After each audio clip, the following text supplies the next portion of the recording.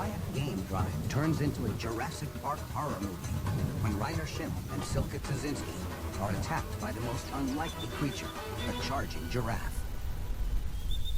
It was my first time I saw a giraffe in the bush. If you look to a face of a giraffe, it's looking really gentle. It's looking friendly and had big eyes, but this giraffe wasn't really normal. He was alone and he was aiming for us. He came closer, closer and closer. With the light in the background and the giraffe took even.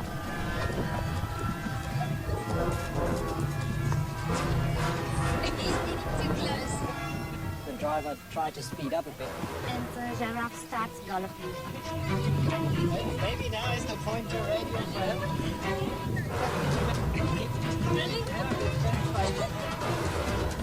Eventually it caught up with the car.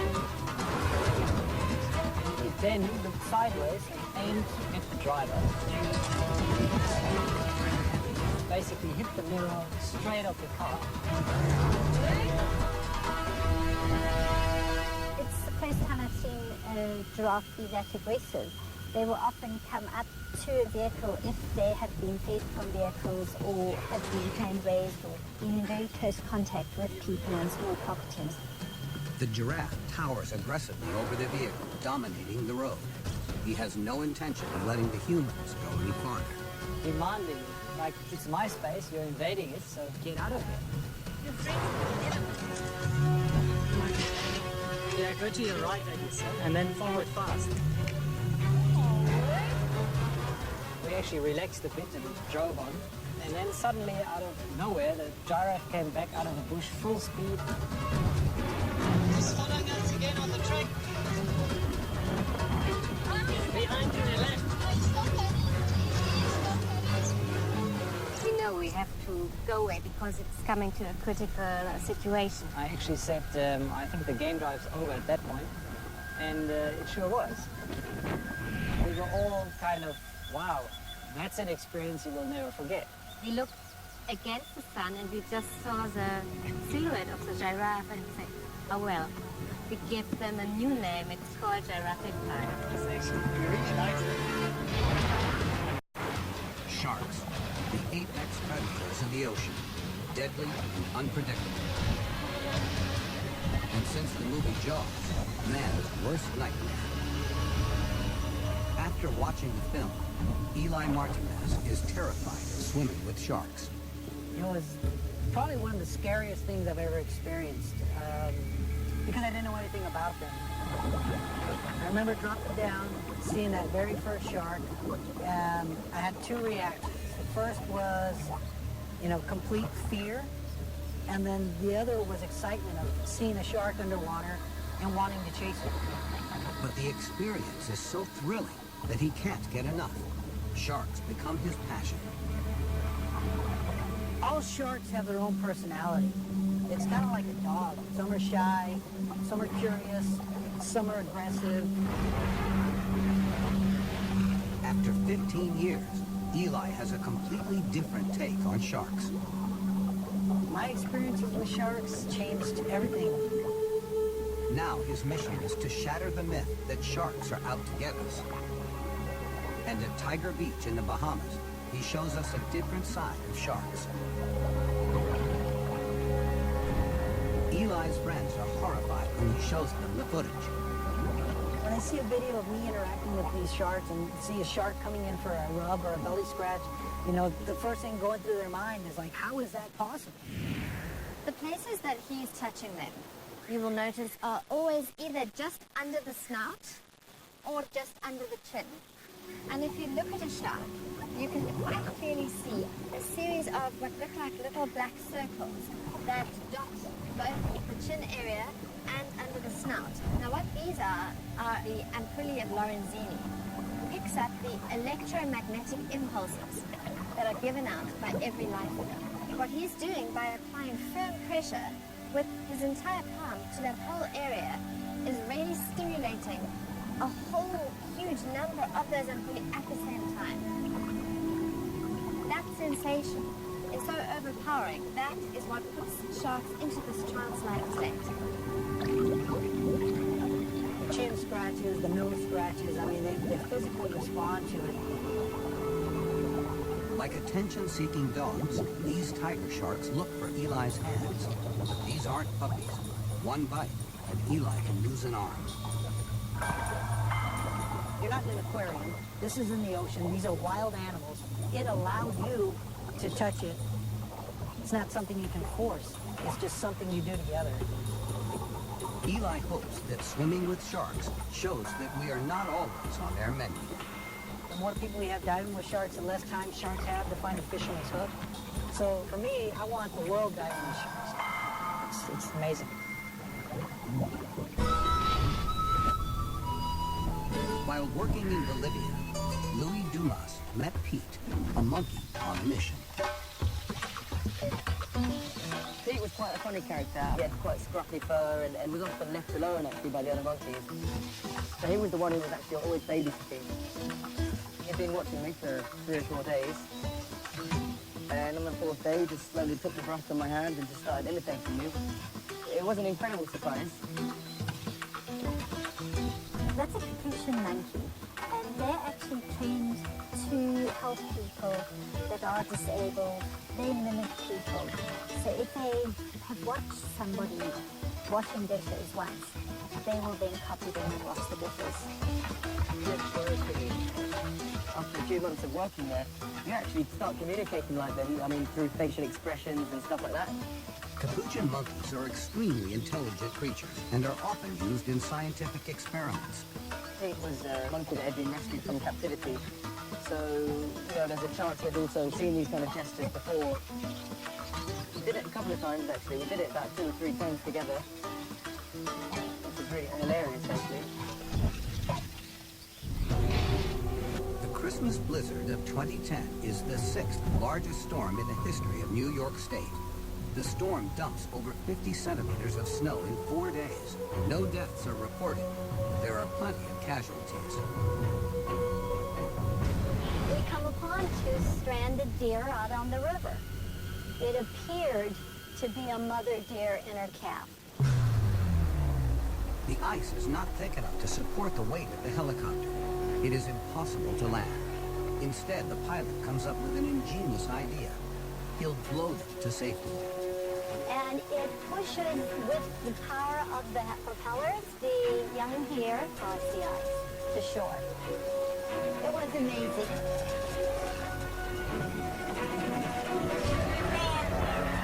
Is she injured? Did anybody tell her she's injured? But the mama deer is too heavy for a wind power rescue. And now the Good Samaritans must risk their lives on the creaking ice. Todd, on his skis, little by little, inches out to the larger deer. The helicopter hovers overhead to ensure the men don't get into trouble.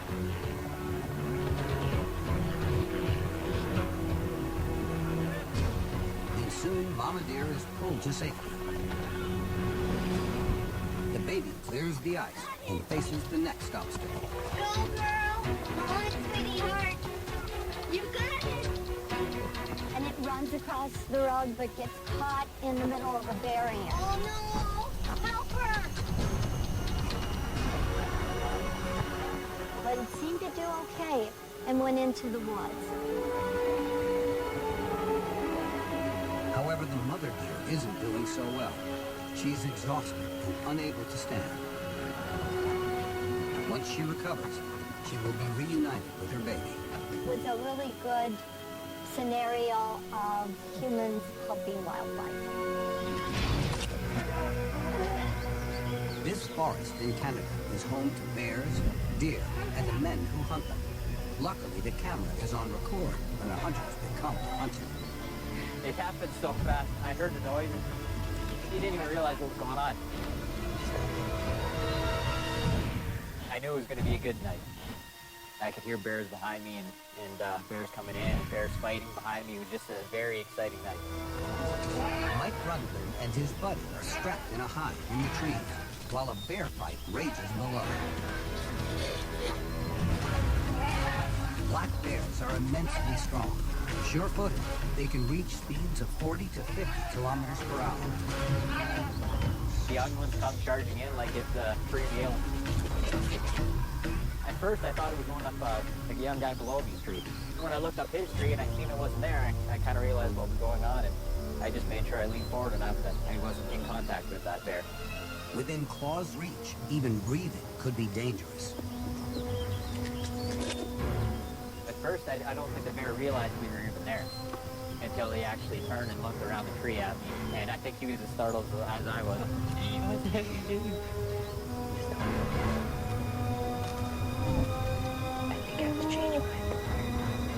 We had safety harnesses on, so I was attached to the tree. There was no getting off the tree. I really didn't want to startle the bear. I didn't know what it was going to do being that close to my head. With the big bear gone, the cub abandons his overcrowded hideout.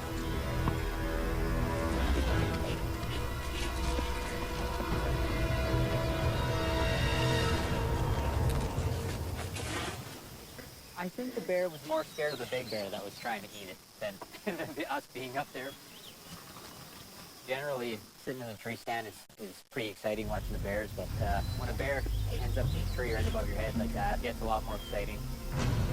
Yeah, my knees were knocking for quite a while. Curiosity is said to have killed the cat.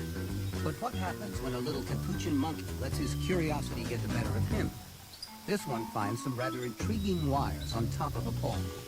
But it's a death trap. I was filming the monkey when it was on the cable, and I turned around because I heard something else I wanted to film. And then I heard, behind me, I heard some sizzling, the electric sizzling. That sizzling is thousands of volts surging through a tiny body. Enough to kill a grown man.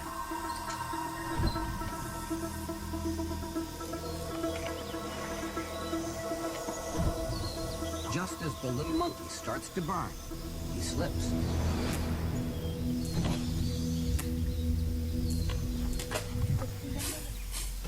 I went into the high grass and grabbed him and laid him on the street. I thought he was dead, of course, but then we give him one when he started to breathe like that, you know. When we took him home, we laid him on the table, and there he started to quiver, like a quiver and twitching. I think this little fellow got lucky in that he was small enough to slip past the pole and the wire that was electrocuted. If it had been a bigger animal, probably would have got stopped and probably would have cooked. We wanted to monitor him to see how he would react, how he would recover.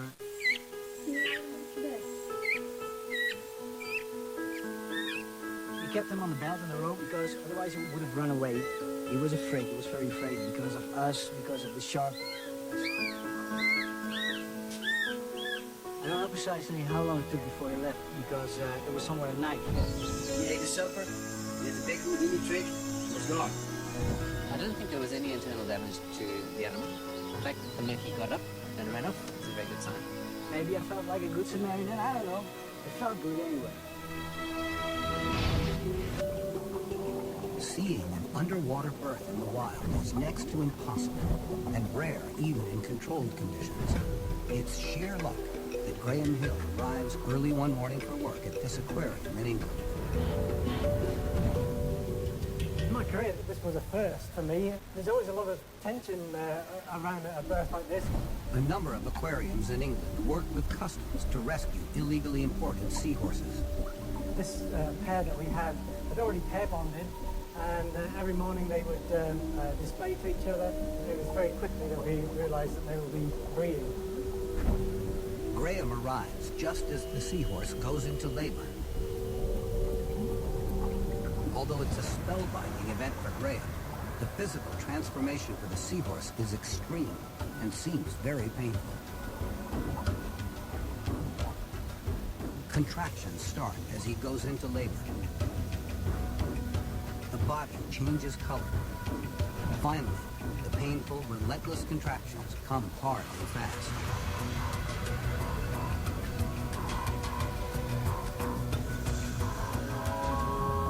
Capturing a seahorse birth on camera is unique, But there's something even more bizarre about this miraculous event. Seahorses are the only group of animals in the world where the male is the one that gives birth, not the female. The female still produces the eggs, and the male fertilizes them with his sperm, but the fertilized eggs are transferred into the male's brood pouch. You expect from this small animal that's only, maybe 15 to 17 centimeters long, to have, well, maybe a couple of hundred. The sheer numbers of juveniles that the male produces, it's very, very surprising. The number of baby seahorses produced ranges from as little as 5 to as many as 1,500, 1,800. The male was really, really tired at the end of it. It was an amazing experience. It's just wow. When lions hunt, their strategy is simple: seek and destroy. Peter Anderson watches as the terror unfolds in Zimbabwe. There was these lions lying up on a termite mound. The lionesses seemed to be digging into the mound. Eventually, one of the lionesses actually disappeared from view. She dug such a deep hole into the mound that we'd lost sight of her. The next thing we knew, all the hell broke loose. We could hear this unbelievable squealing noise. It was just warthogs and lions all over the place.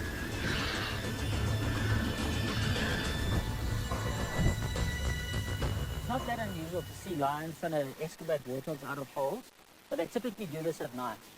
So what makes this footage a bit more unusual is the fact that they persisted throughout the day until they eventually managed to panic them into food. Lion law dictates males eat first, but the boys are not sure how to handle the screaming hogs. The two males quickly ran in and managed to chase her off this young piglet. They weren't very experienced killers, and they actually battled a bit to sort of control the warthog and eventually subdue it. Whilst that was going on, more warthogs started coming out of this termite mound. Warthogs run with their tails upright, like tiny little flags. They normally trot with a spring in their step, but with a lion on their tail, they run flat out. We often think back to that particular day, and it really was an extraordinary sequence of events that took place. A quiet night drive takes a dramatic turn as tourists get ringside seats to a battle of the titans. Very near the end of our drive, we came across these two hippos fighting right pretty much on the road. Hippos are Africa's heavyweights. They weigh over 2,000 kilograms and wield a mean mouthful of 50-centimeter long badgers. Dominant males own all mating rights in their pod, so they'll battle to the death to keep their title. Nicole Rennie gets front row seats to an epic brawl as two bulls burst out of the bush. There was so much adrenaline between the two of them, and the fight was so intense that I don't think they ever really noticed our presence.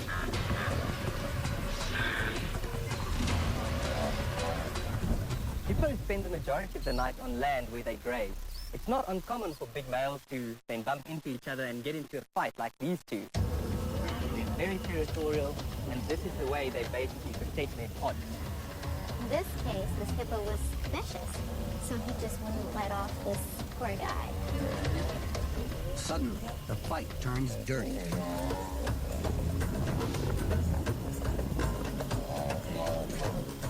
He was chewing off his backside. Hippos are herbivores, and they don't eat their own kind.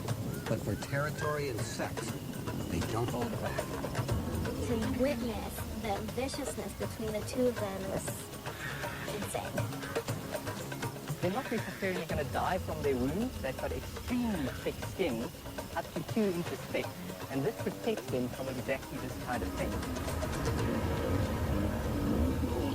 Villiers reckons both bulls are going to have a tough time recovering. It takes a special kind of dog to be trained as a service dog. I knew Ricochet was destined for greatness from the moment she was born. She started the training when she was just 13 days old. She was very enthusiastic little learner.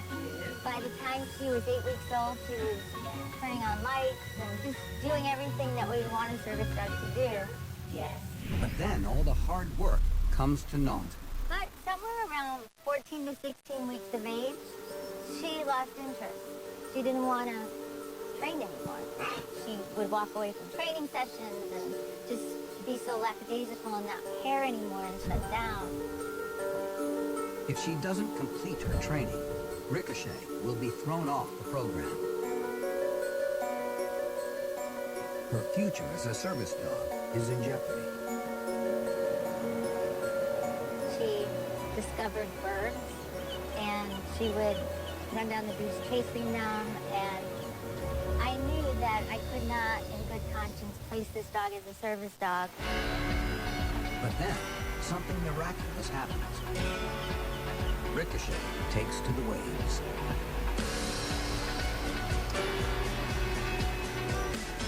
She just would jump on the board and be able to balance, and if I would move it or anything like that, to see how she would respond, she would stay on the board.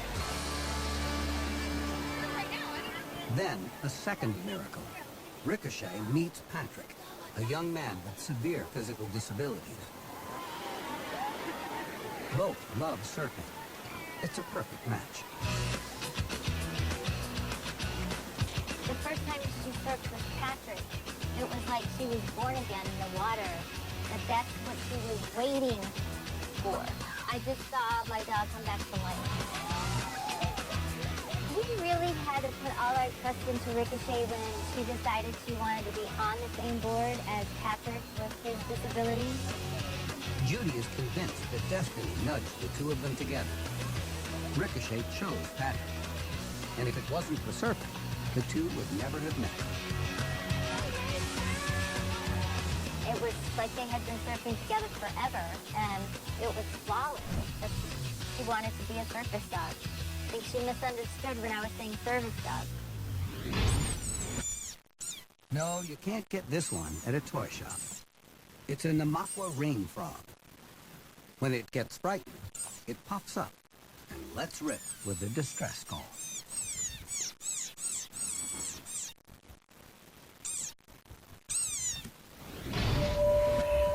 This rubber duck is pulled by a whale in Magdalena Bay, California. I got it. It's on, but this is not a whale hunt. It's a rescue mission. Captain Dave Anderson is a passionate man.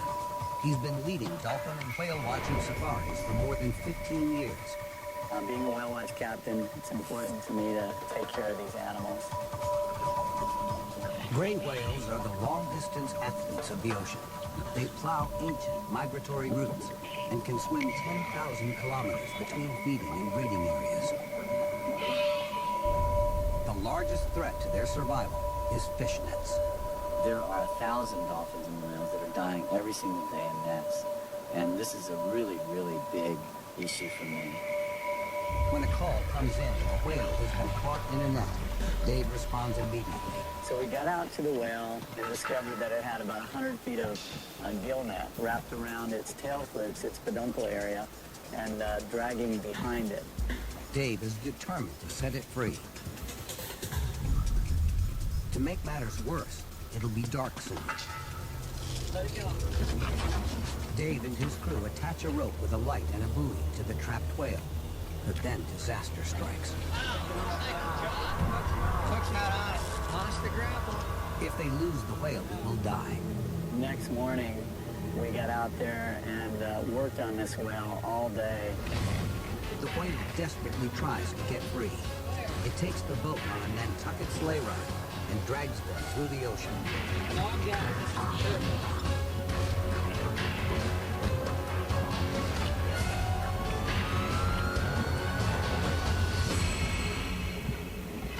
Mostly, the whale seemed to understand that we were trying to help it, but the last few hours, the whale just tried to spin around us and get away from us. Right, you see what I'm talking about on the left fluke? It just kind of right there. Dave tries to cut the tangled gill net with a knife tied to a pole. It's a slow process. A full 24 hours have passed. The whale is exhausted. one of the lines broke. For about 2 or 3 minutes, the whale was gone. And then suddenly the buoys popped up, and the whale popped up, and he was free.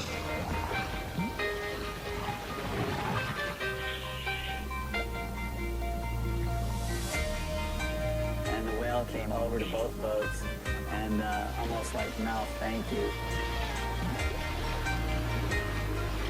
I would have stayed out there for the next 3 days if I had to get that whale out of that net.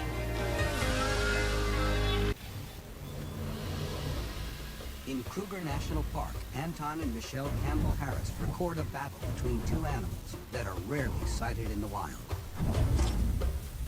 Early in the morning, we'd been notified that there was a leopard in a tree with a kill.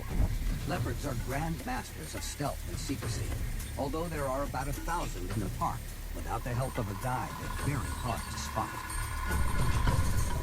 As we arrived, the cars started leaving, and one guy said, "Oh, guys, you just missed it. The leopard's just gone under the road."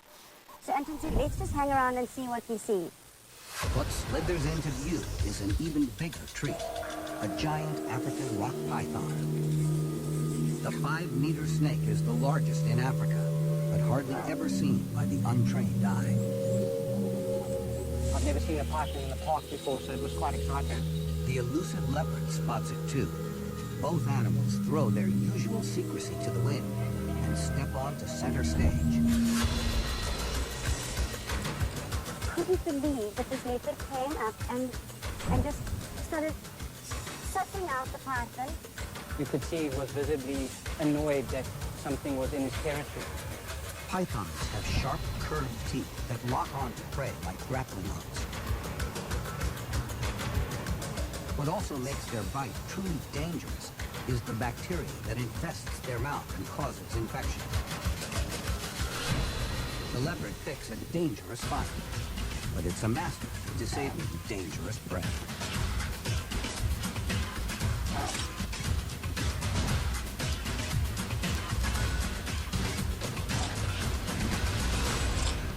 He's got it in his mouth. When the leopard eventually goes in for the kill, it knows exactly where to grab the snake.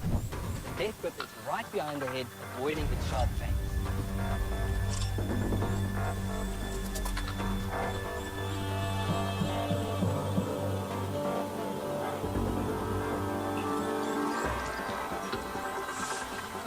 I think we were completely shocked that something like this was taking place before our eyes. It's almost surreal. This snake could make a hefty meal for the leopard, yet suddenly he lets go and allows it to escape.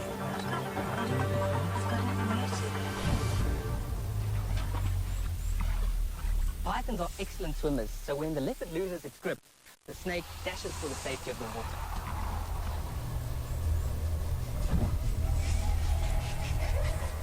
The leopard risked a brutal bite just to make a point. This turf is mine. Stay out.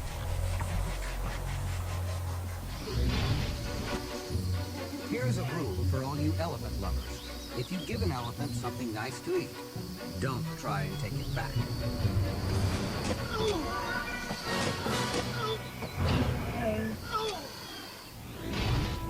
A brave young woman desperately tries to save her beloved horse, which has been sucked down into quicksand-like mud.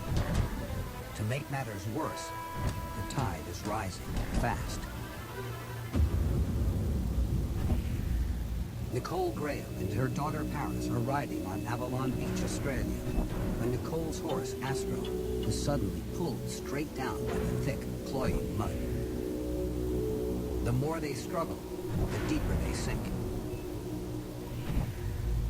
Crews from the Country Fire Authority and the State Emergency Services arrive and for 3 hours fight tirelessly to free the terrified horse. They battle under scorching heat and the relentlessly rising tide, but the mud threatens to swallow the rescue teams as well. Then, veterinarian Stacy Sullivan sedates Astro. With only minutes to spare before the tide engulfs and drowns the horse, Astro is slowly dragged onto solid ground by a local farmer's tractor. But has the rescue come too late?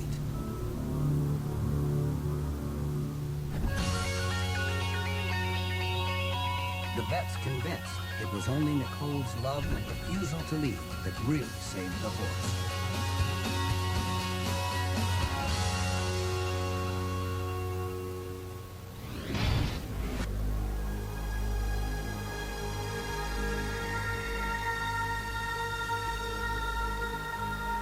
Something unbelievable is caught on tape as winter turns to spring in Denali National Park.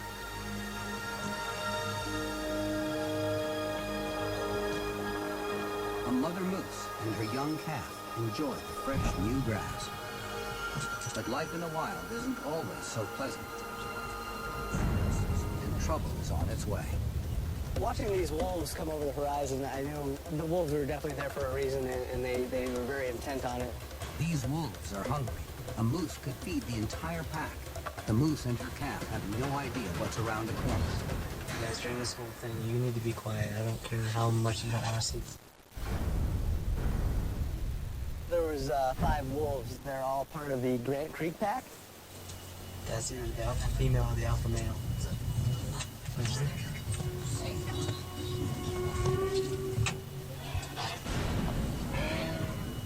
There is only one place for the moose to go, and that is into a pond.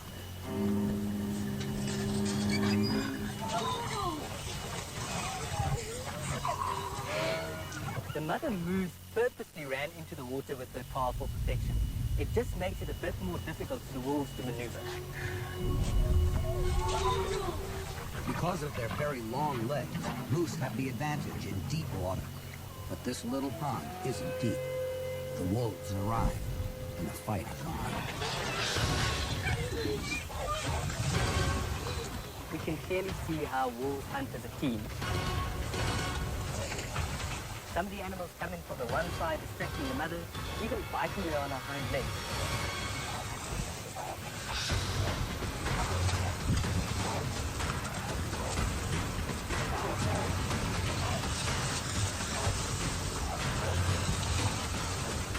In her desperation to protect her calf, the mother moose ends up trampling it instead. Despite the wolves' strategy, one of them feels the fury of this angry mother.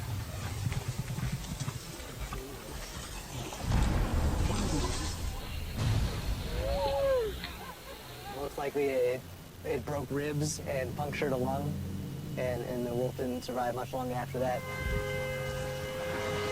But the pack keeps going. They have pups to feed.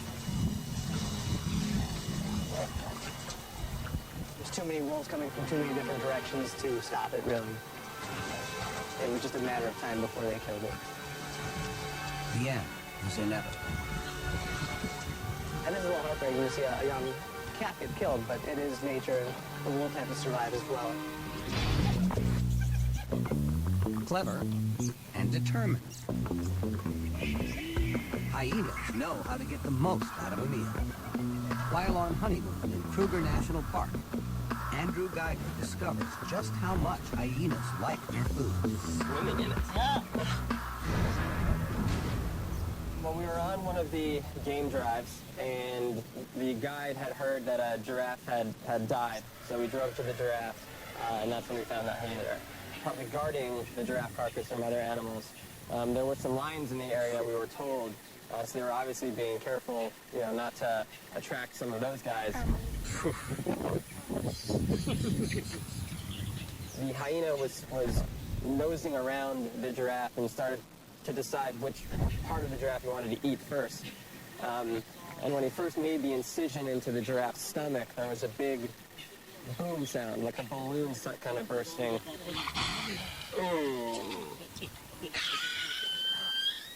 What was that? That was the sound of the stomach? What? Yes.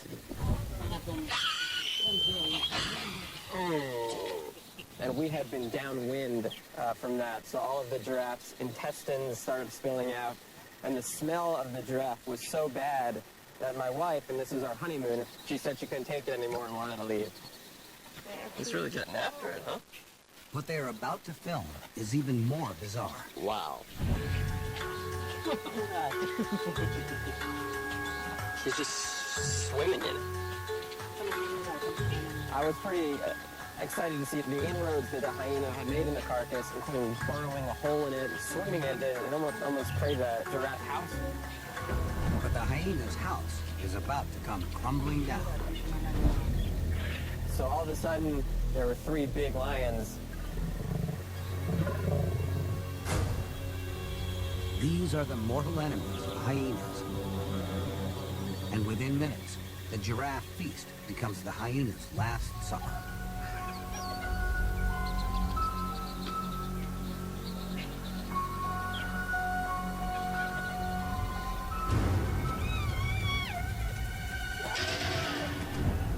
Which hyena was this? The hyena was not so fortunate and was actually killed by one of the lions. Oh. Watching all of this, it was just incredible because this is the kind of stuff that you only get to see on television. And to see it in person, being no more than 20 yards away from all of it, to hear the grunts of the animals and the bones crackling and the blood gushing and the intestines popping, I mean, that's something that you just can't recreate ever again. You want to see obedience training on steroids? Look no further. But then again, Lily is no ordinary dog. You tell her to go fetch, she doesn't hesitate, no matter what the distance or the height.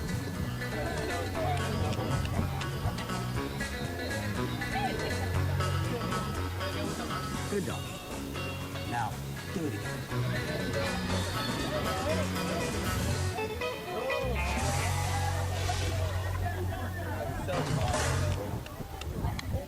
Game reserve in the Okavango Delta is an adventurer's paradise. But sometimes the adventure comes looking for you. When Gerhard Hickhoff and friends decide to camp in the open, there are no fences or walls to keep nature out. Early one evening, they get an unexpected visitor. So at the end of the afternoon, we came back to the campsite. This thing just walks in, and there's no fences or anything. It's huge. Yeah, it's quite overpowering. Gerhard and his friends are completely oblivious to the danger. Are you scared? We've got lots of whiskey. No, we're not sharing. I was alert.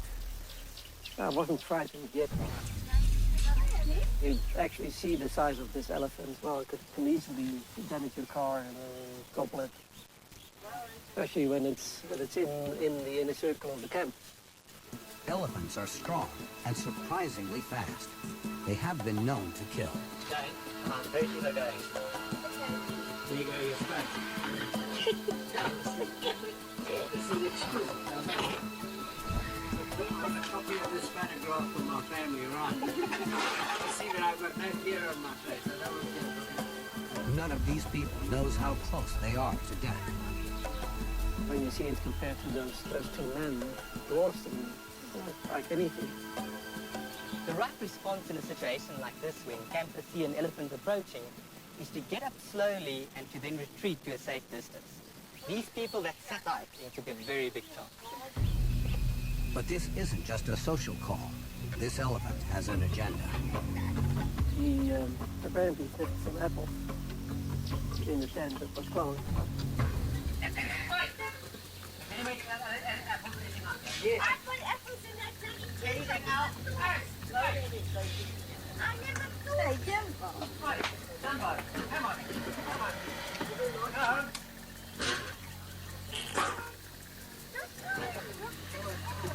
He gradually flattened the whole thing. –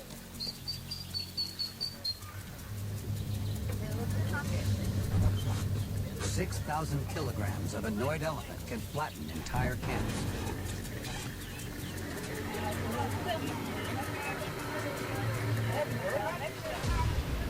If an elephant can annihilate a strong canvas tent like this with only its foot, just imagine what it could do to a human. Luckily for Gerhard and his friends, there is help at hand. So by the time he flattened the whole tent, the rangers came in with their safari vehicle. And they cornered the elephant and chased him out quite gently. Gerhard and his friends are lucky. Elephants enter campsites looking for food. This one is not aggressive. If it were, this could have ended very badly. You have to have some respect for that elephant and do everything not to upset it. Mess with an elephant in a bad mood, and you're a dead man. Mountain gorillas share 98% of our DNA. They're almost human. We look into their world and catch glimpses of our own. On an expedition to document gorillas, filmmaker Gil Arbel films a mother's warning that is so profound, it blurs the boundaries between beast and man. There are only about 800 mountain gorillas in the world, and they all live in the same area. The entire region is carpeted in impenetrable forest. Filming a troop means weeks of tracking, climbing, and living wild on the steep slopes. But for Gil Arbel, it's worth the effort. We started climbing the mountain, and then I saw the first gorilla. You always remember your first gorilla. It's something that you have to see to believe. They let us get very close. You feel like you're welcome in their family. The guide said, look there. And then I see her. Her name is Izuru. He had this thing she was carrying. And I looked and it was a baby. It was really, really small and undeveloped, like a piece of rubber.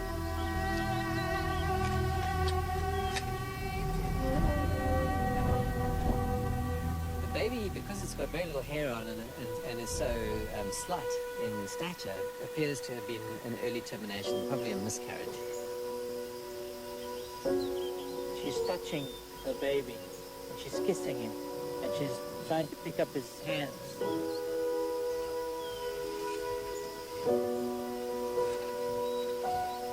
She's waiting for it to respond to her, and in the absence of that, she's even making it touch her. Looking, I think, for that physical response between an infant and a mother. I remember watching it and crying. You can't help it. It's so emotional. It takes a while for the hormones to subside, the hormones that are triggered in the process of giving birth, even if the offspring is stillborn. So strong are those hormones in trying to cement the bond between the mother and the offspring that it'll keep her holding on even when it's clearly obvious that the infant is dead.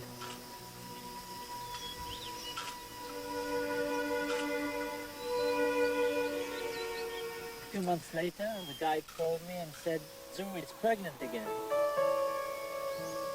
When I saw her again, she was already holding a few days old, new, beautiful baby. I was very happy for her.